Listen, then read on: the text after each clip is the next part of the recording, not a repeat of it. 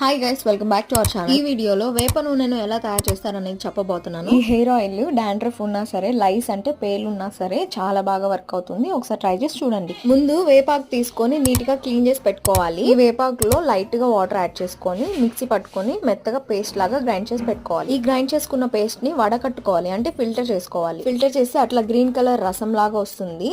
ఆ green colour water ని మనం మెజర్ చేసుకోవాలి. ఈ వాటర్ ఎంత క్వాంటిటీ అయితే ఉందో మనం ఆయిల్ కూడా అంతే క్వాంటిటీలో ఈక్వల్ క్వాంటిటీలో తీసుకొని ఒక బౌల్ లో వేసి మిక్స్ చేసుకొని స్టవ్ ఆన్ చేసి లో ఫ్లేమ్ లో మిక్స్ చేసుకుంటూ బాయిల్ చేసుకోవాలి. అసలు హై ఫ్లేమ్ లో అసలు పెట్టకూడదండి, అంత లో ఫ్లేమ్ లోనే మరిగించుకోవాలి. అలా మరిగాక అది వడకట్టుకొని ఫిల్టర్ చేసుకొని హెయిర్ కి అప్లై చేసుకోవడమే. ఇది కొంచెం స్కాల్ప్ కి ఇన్ఫెక్షన్స్ ఉన్నా, ఏదైనా డస్ట్ డాండ్రఫ్ అట్లాంటివి ఉన్నా సరే కొంచెం రెడ్యూస్ అయ్యే ఛాన్సెస్ ఎక్కువ ఉంటాయి. ఇది హెయిర్ కి అప్లై చేసాక 2 hours ఆగి హెడ్ బాత్ చేయొచ్చు, లేదా నార్మల్ హెయిర్ ఆయిల్ లాగా ఉంచుకున్నా పర్లేదు.